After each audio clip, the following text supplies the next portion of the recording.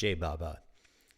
This is the second part of the first session. We could call it session 1B, that will be reviewing the life of Francis Brabazon.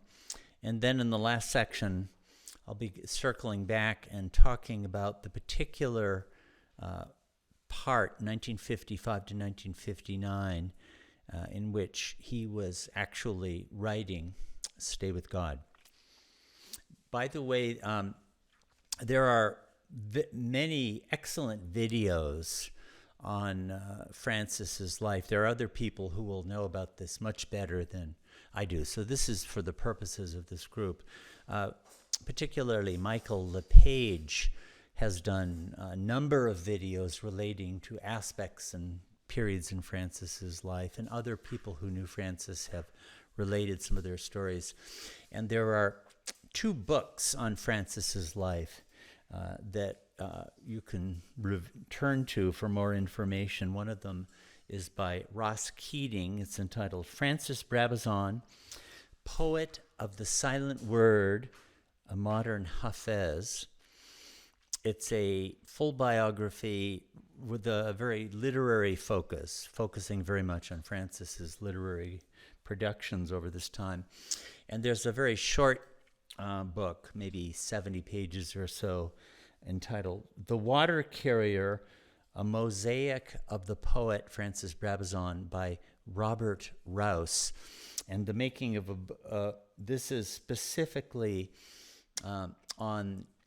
focused on the writing of Stay with God. Robert Rouse was an associate and friend of Francis Brabazon's, he and his wife, and was intimately present to the whole process. In fact, it was at Robert Rouse's house that Francis wrote Stay with God.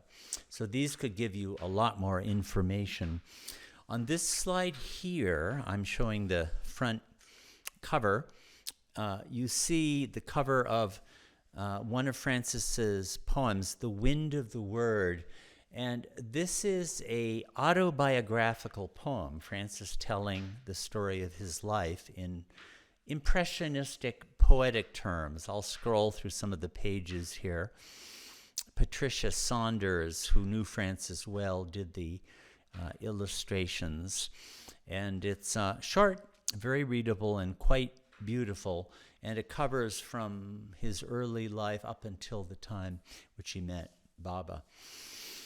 Francis was born in 1907 in England. He was of Irish descent, and his parents were middle class but very educated and cultured. Here's his father, Percy, who was a Fabian, if you know what a Fabian is, a kind of socialist, and very interested in the kind of socialist utopianism of William Morris. And here is his mother, Florence, who was a pianist. So even though they didn't have a lot of money, it was a very cultured family. And in 1912, when Francis was 5, the whole family moved to Australia. I think it was out of some sort of vision of creating a new life and a new world in a new continent. And they moved to Melbourne. Here's a photograph of Francis as a little baby. Here he is again as a toddler. They had an older sister who died, but he had then two older brothers. So here's the three of them. They're very much looking like children looked at the time. This was in 1912 that they moved to Australia.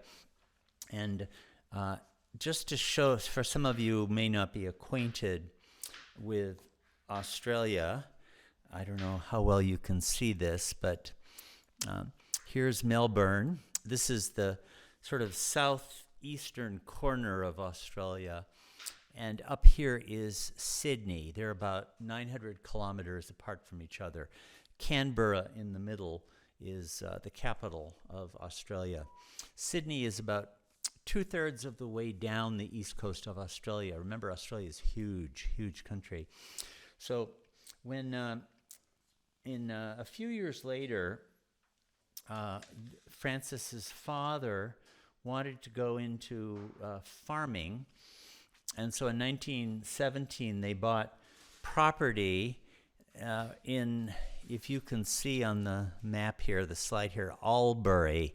It's fairly close to that. The town was outside the town of Glenrowan. Here's another picture, of that. You see Albury again, and it was around where that marker is. They had a farm. So they went into farming, but the family had no background in farming. And, farming is an arduous profession that actually takes a lot of knowledge and a lot of skill. It was a very tough go. And after a couple of years, the region was afflicted by drought, and rabbits were devastating the crops. By that time, Francis's father, who had been selling insurance in addition to being a farmer, had moved to Melbourne to open a second-hand bookstore, and the farm was just failing. So they sold out the farm and got almost no money from it.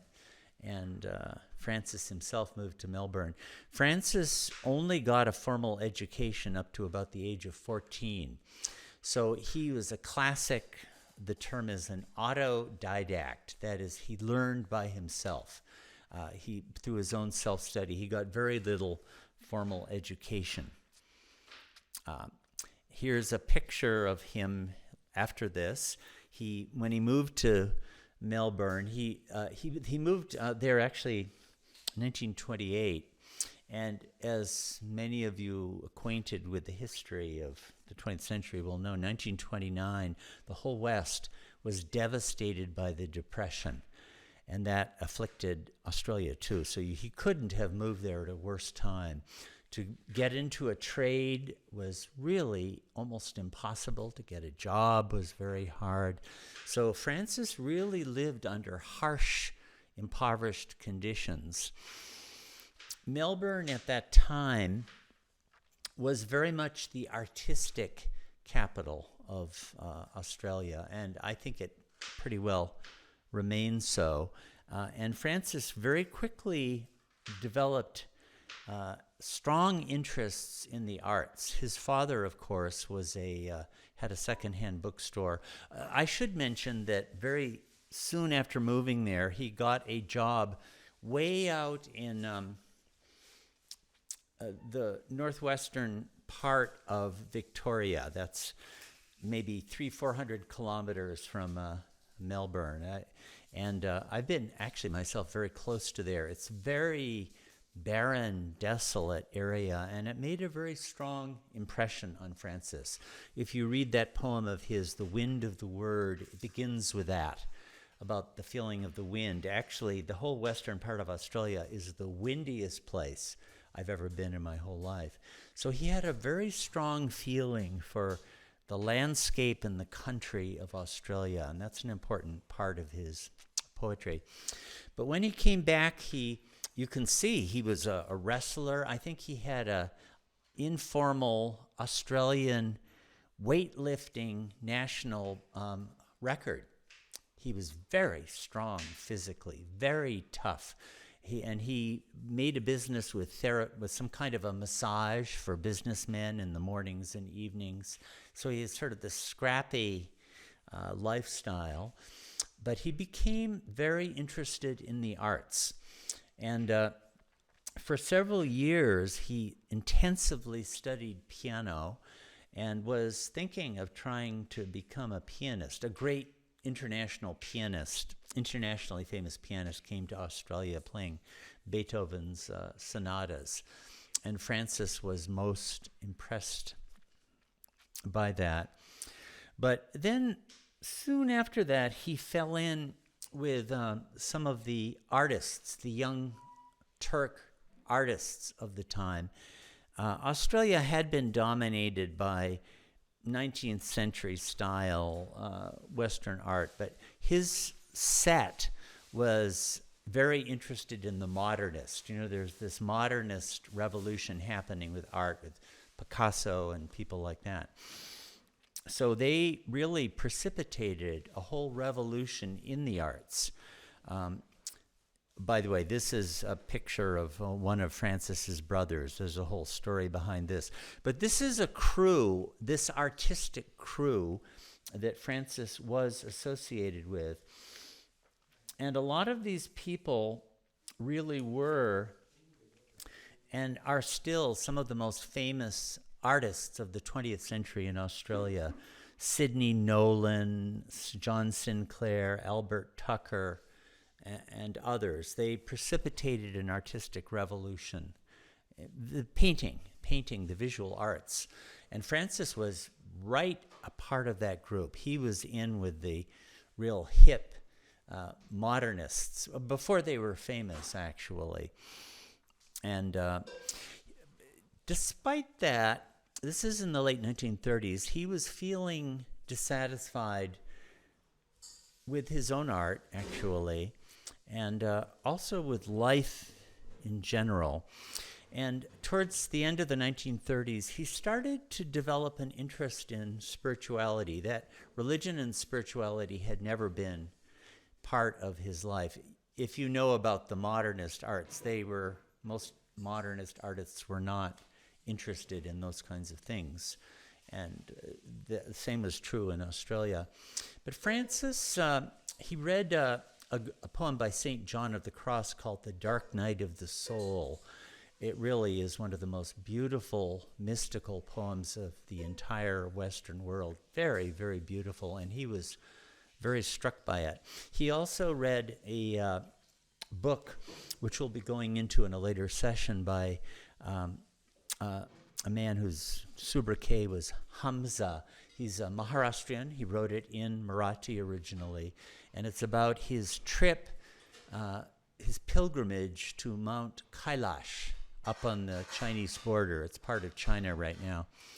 And a vision he had of Lord Dattatreya, means God, and it's a most extraordinary book. And Francis was really struck that here is a modern day account, this would have been just 30 years earlier, of someone having the kinds of experiences you would read about in the great mystics of the Middle Ages. Made an impression on him. In 1940, Francis began to take an interest in Sufism. I dare say, most of you will know that Sufism is the mystical aspect of Islam, and met this gentleman whose name is the Baron von Frankenberg. He was designated as a Sufi sheikh by his Murshida, who was Rabia Martin. Here's a picture of her, pictures of her, who had been initiated by Inayat Khan, you can see on the bottom right, who is a Sufi master from India of the Chishti lineage. The Chishtis are one of the great Sufi orders, tremendously influential in Europe, descending from Moinuddin Chishti, the great perfect master in the Middle Ages. So Francis met this man, the Baron von Frankenberg. Here's another picture of Francis with the Baron. Here you can see the Baron again, and on the left, a newspaper article about the Baron on the right, Inayat Khan in the center, and Rabia Martin on the left. And the Baron was living in Camden, it's called. Here's a picture of the map of where that is. Camden is a suburb, right, really now, of Sydney. You can maybe 20 kilometers from downtown Sydney. He was a bit outside Camden, and so that's about 900 kilometers from Melbourne. And the Baron invited Francis to move in with him and as an assistant, as a worker of some kind, and Francis did. This is here a picture of his house outside Camden, where Francis lived for several years. And Francis became more or less the Baron's right-hand man and stayed with him for a number of years. The Baron died in 1950. And in 1945, Rabia Martin, I'll show her again. Here are some pictures of her. Heard of Meherabad through Narina Machabelli and Elizabeth Patterson, two of Baba's Western disciples, who were living in the east coast of America at the time. And Rabia Martin became very interested in Baba and finally became convinced that he really was the spiritual authority of the age. And with her intimate circle of Sufis there in America, she said she was going to rededicate her whole order to Meher Baba, and they had 2 weeks. They could follow her in following Meher Baba, or they could leave. So actually, Don Stevens, who some of you may know, was one of the people in her group. And of course, the Baron heard about this in Australia. Rabia Martin wanted to travel to India to meet Meher Baba, and asked the Baron if he would come over from Australia to America and accompany her. She had a property by this time in the West Coast, in Fairfax, which is north of San Francisco. And the Baron sent Francis in his stead in 1946. And so the Francis wound up living on this property in Fairfax and being associated with Rabia Martin. But right at this time, Rabia Martin got cancer. And within a year, 1947, she died of cancer. And she designated as her successor the woman you can see on the right-hand photograph, on the left part of it, Ivy Deuce, as the Murshida. So Francis, of course, met Ivy Deuce, and he met a number of the other important Sufi followers of Meher Baba, such as Don Stevens. During this period, actually, I'm not completely sure where some of these photographs are. I showed them to Bill LePage, and he told me whatever he could. This, because it's snow, I think it's more likely these photographs were taken in California during the period that he was there. Francis developed a relationship, and I would say really fell in love with this woman, Shireen, who then died. She was a airplane pilot. You know, there were people would do in a sporting way, would fly planes, and she died in a plane accident. So that was a significant moment in his life. But here are some other photographs. He was encouraged to do dancing by Samuel Lewis, who I think was designated as the sheikh out on the West Coast after Ivy Deuce took over. These are various photographs of Francis from this period. And in 1948, he went back to Australia. The Baron bought some property north of Sydney. It's now in Sydney. Sydney has grown so much, where, as you can see in these photos, Francis built with his own hands a house for Baba called Meher House. These are various photos. You can see it was quite rural at the time. Right now it's all city. The ocean is quite close to here. Beautiful view of the ocean from the spot.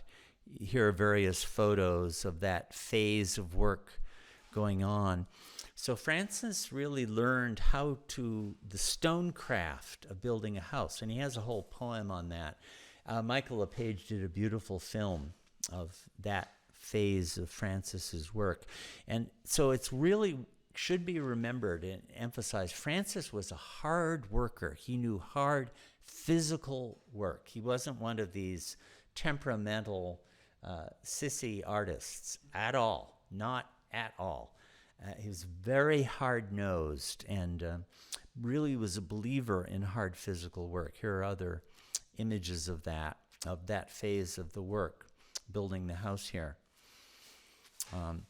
So this is in Beacon Hill, and this house is still there. It's actually one of the great, there are two great Baba places in Australia right now, Mere House.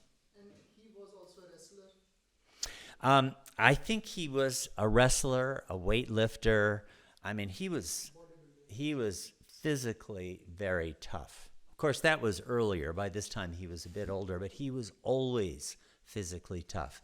And he had very little sympathy with pampered people because he had had a hard life, a really hard life. Difficult. I mean, I don't think he ever complained about it.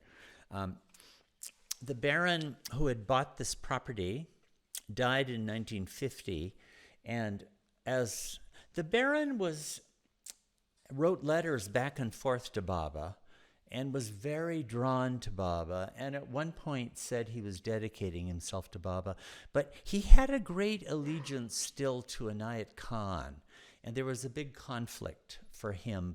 Inayat Khan had certain practices and disciplines for the Sufi order, and Baba was abolishing all of them, and that was hard for the Baron. So he was always a bit uncertain, but he never blocked Francis at all. And when he died, get this, he left his property to Francis. That's quite an act. And it was on basis of that Francis later on bought the Avatar's Abode property. And he had also bought the Beacon Hill Mayor House property. So the Baron really rendered a yeoman's service to Meher Baba's cause and to Francis Brabazon personally.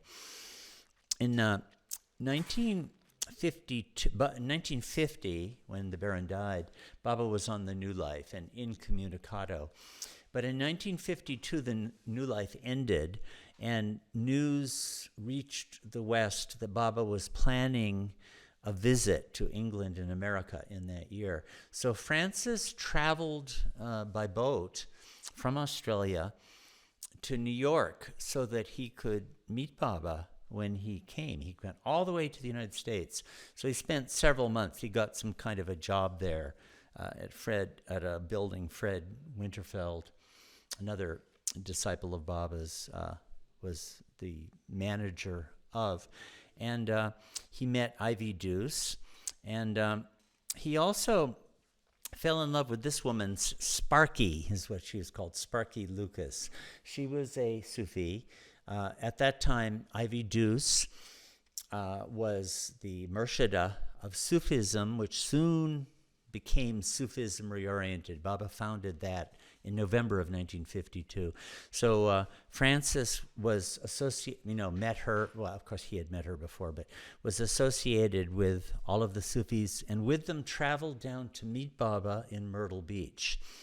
And he first met Baba in the Lagoon Cabin at Myrtle Beach. I think it was May 1952, along with Ivy Deuce, and Sparky was there.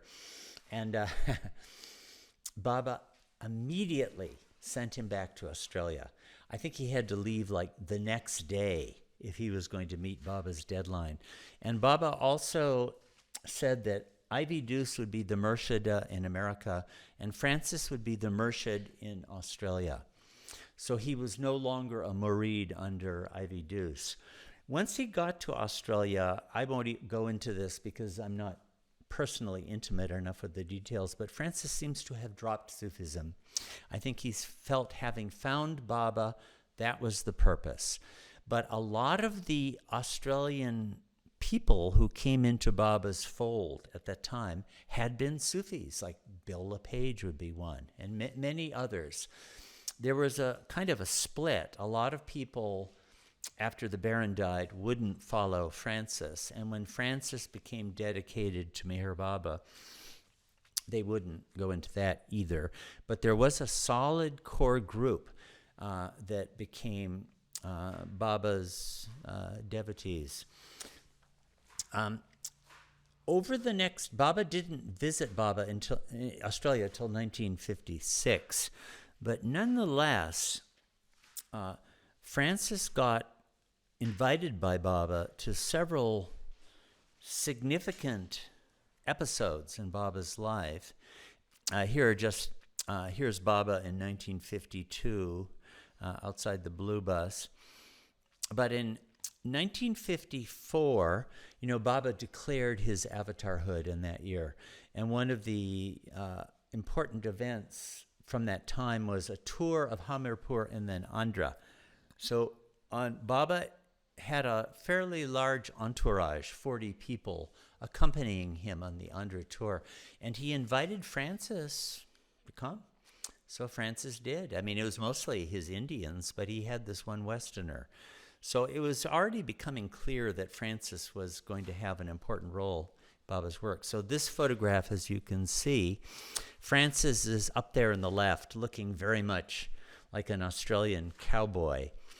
And you can see Baba, of course, and Erich on the right of Baba there. And we went back to America.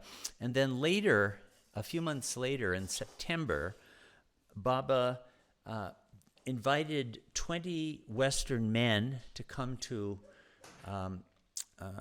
India for what's become known as 3 Incredible Weeks with Meher Baba. There's a book on that subject just republished, which gives a marvelous account of it.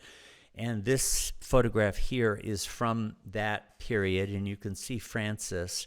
He's on the left. Second or third from the left-hand side was one of the people at that event. The next year, in 1955, and here's a photo from that episode, Baba had another Sahavas in Meherabad over 4 weeks, where he invited 4 different groups of Indian men, disciples or close followers, to come and enjoy his intimate Sahavas. It was Sahavas, the intimate exchange between master and lover and beloved, you could even say, from different language groups. It was Indians, but 2 Westerners, Francis Brabazon and Don Stevens, who had gotten to know each other earlier in California when Francis was there, they were invited also. And at the end of that time, Baba called them in for an interview and asked them how they had liked the experience. And of course, it had been a marvelous experience for both of them. And Baba told Don to write a book, build a book on basis of that Sahavas experience, to be entitled Listen, Humanity. Some of you may be familiar with that book, which contains a chronicle of the Sahavas and a bunch of discourses and other content. And as to Francis, after the Andhra tour, which I mentioned the previous year, Francis had written a poem about the experience called Journey with God. And Baba said, after the Andhra tour you wrote Journey with God, now I want you to write Stay with God. So he got the order to write that book in November of 1955. By the way, in that same month, God Speaks was published and became available. Probably Francis got his first copy of Stay with God at that very Sahavas in India. I would guess it's quite likely. I'm going to be coming back to this whole period again when at the end of this session to talk about the writing of Stay with God. But to go quickly through it, here's a passport photo, 1956, when Baba came back to the West, and included on that tour of his, that world tour, a visit to Australia. Baba came to Australia the first time in that year, and Francis was the head of the group and the key figure. By that time, Baba had Meher House in Sydney, where he could stay. And over the next 2 years, to make a long story short, there had come a telegram from Baba indicating that he wanted a center for his work in Australia. So Francis and others, the community at the time, created Avatar's Abode. Francis actually got in his car and drove up to Queensland, which in those days, none of them had ever been there. It was really rustic, hick, remote from the big cities were Melbourne and Australia, and up Queensland was like nobody would go there. But he did, and he found this property, bought it with the Baron's money, which had been left to him, and they worked furiously to prepare for Baba's visit in 1958, where Baba was there and in June 1958, and himself blessed the opening of Avatar's Abode, which is one of the great centers for Meherabad in the world. So Francis is key figure in the founding of Avatar's Abode.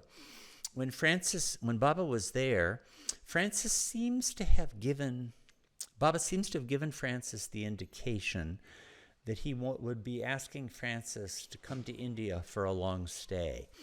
And that invitation came. And at the turn of the year, January 1959, Francis traveled by boat to India. He had with him the finished manuscript of Stay with God. I'll be coming back to that in a minute. And became one of the resident Mandalay. As best I know, he was the only new Westerner to join Baba as a resident Mandalay. The first one to do so since William Donkin had in 1939. He was the only one in 30 years' time. And he remained with Baba as a resident Mandalay from then until 1969, when Meherabad dropped his physical body. And he was very much Baba's poet. I think we can really call him that. Baba was constantly giving him, of course, as one of the Mandalay, you have to do anything Baba asks. That comes first. But poetry was central to his work. So Baba got him to write ghazals, which had not been written before in English, based on the Persian form. And another masterpiece which Francis wrote is an account of the East-West Gathering, that event in 1962, entitled The East-West Gathering, and many other things that he wrote over that period. I'm going very quickly through this. You can find much more about this in other places. After Baba, it was always understood that after Baba dropped the body, Francis was going to go back to Australia, and he did. These are some photos of Francis during those later years. From 1969 until his death in 1984, he lived on Avatar's Abode. He would come to India almost every year for a pilgrimage, but he was the inspiration and real head of the group of young Baba lovers, young at the time. Now they're old geezers like me.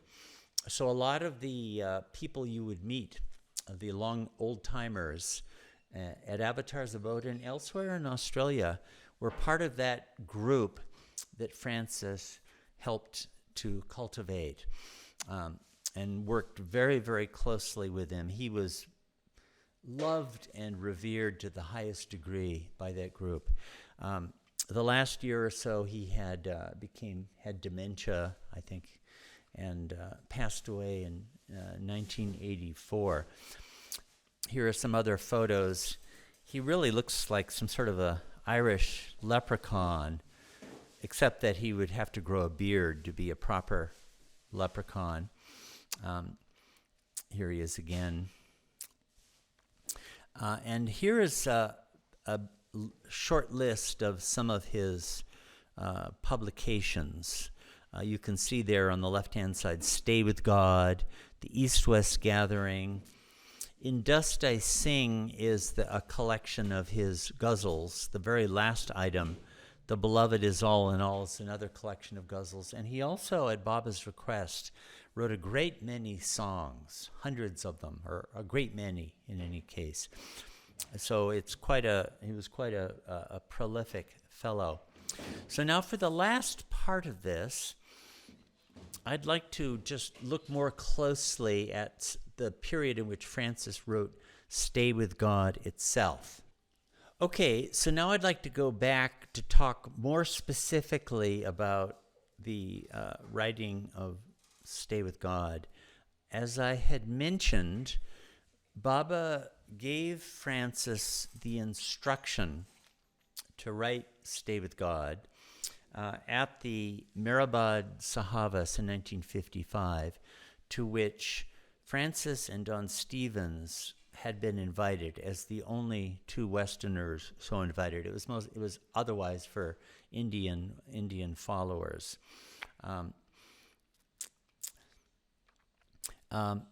This slide gives an account of this instruction. Baba told Don to write Listen Humanity. Francis, for his part, had just published a volume powerfully chronicling in verse his experiences with Baba from the year before. Baba said, after the Andhra tour, you wrote Stay with God, Baba said, adverting to the title of that book. Now I want you to write Stay with God. So when Francis went back to Australia, he was involved in all sorts of work. For one thing, the news came that Baba was going to... I think you read after the Andhra tour, you read Stay with God. I think it is Journey with God. So can you read it again? Okay, I'll do that again. Okay.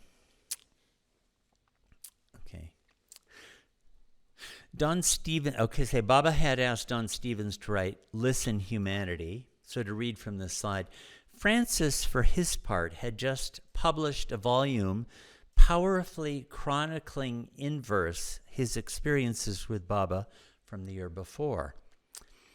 After the Andhra tour, you wrote Journey with God, Baba said, adverting to the title of that book. Now I want you to write Stay with God. So there is the order. And Baba had kind of indicated that he wanted Don's and Francis's book to give an expression to the experience they had had at the Sahavas. So when you read Stay with God, it's worth noting that the 1955 Sahavas has a key role. The year before, Baba had just declared his Avatarhood. And that resonates very powerfully throughout Stay with God. And the biographical section of Stay with God, the first book, concludes with this 1955 Sahavas and a several-page recapitulation of discourses Baba gave at that Sahavas. So bear in mind that 1955 Sahavas as a hinge point in the poem of Stay with God. When Francis got back to Australia, he had a lot of tail ends of projects he had to finish. And in addition, the news came that Baba was going to visit Australia for the first time in recorded history that the Avatar has ever been to Australia, or even the Southern Hemisphere that I know of. So there was a flurry of preparations for Baba's visit.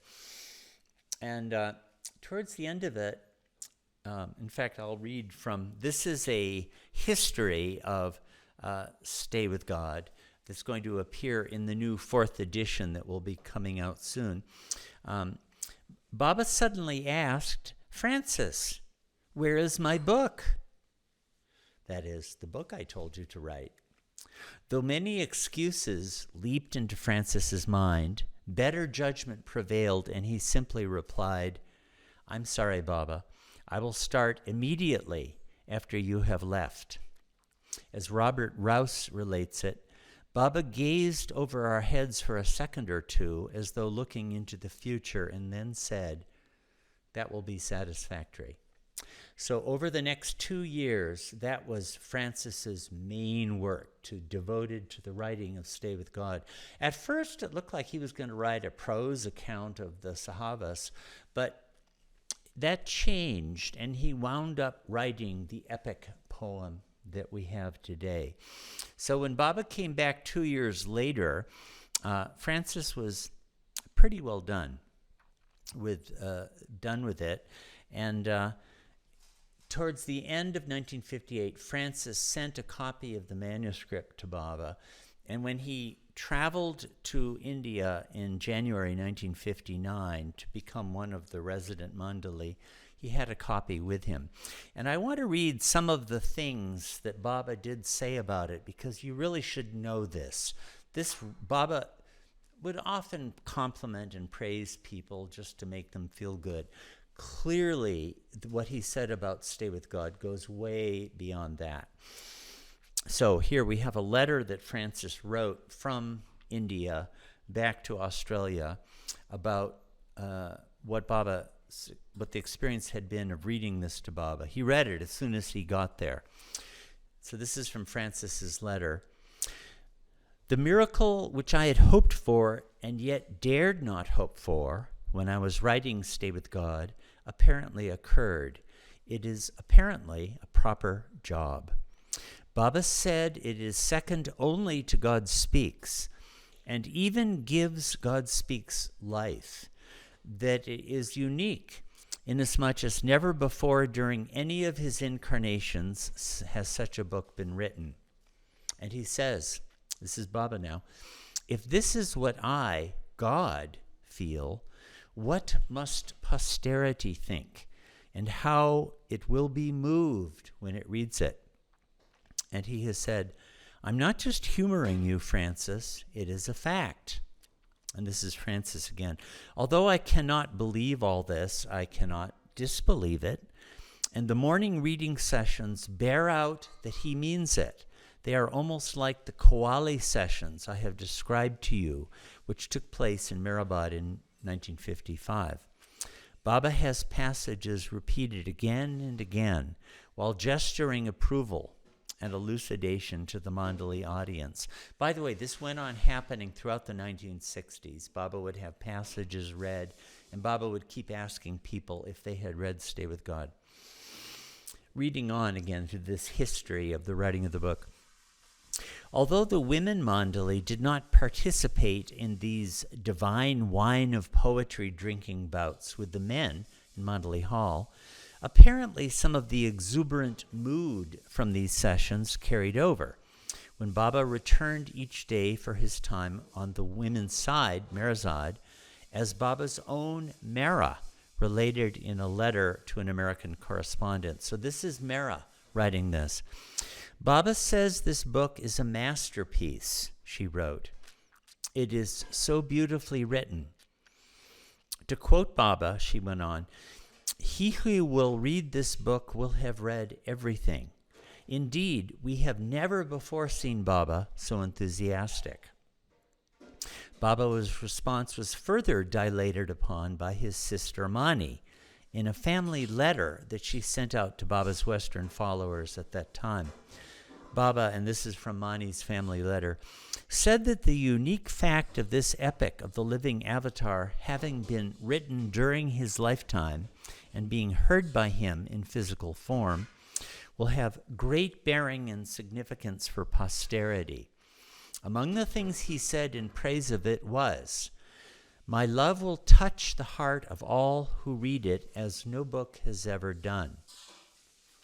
Another quote of Baba's, the book contains food for the brain and a feast for the heart, Baba said later in an interview with one of his Indian lovers.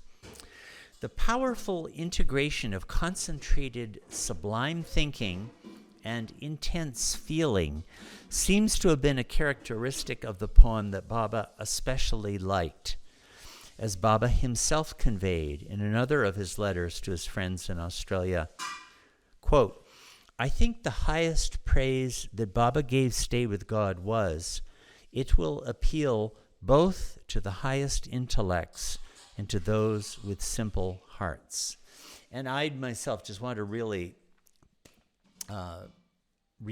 emphasize that it's intellectually brilliant, but it's also deeply, deeply felt and very, very passionate. I can't think of another book in the Meherabad library quite like that.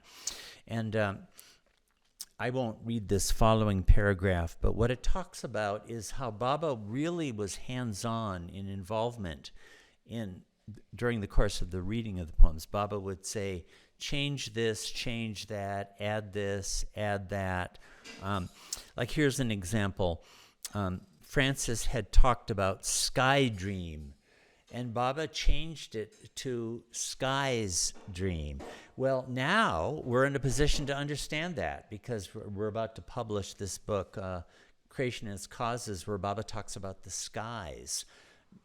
Francis would have had no idea about that, but look at the attention Baba was giving. It's not just sky dream, it's skies, the Asmans dream, and many other things like that.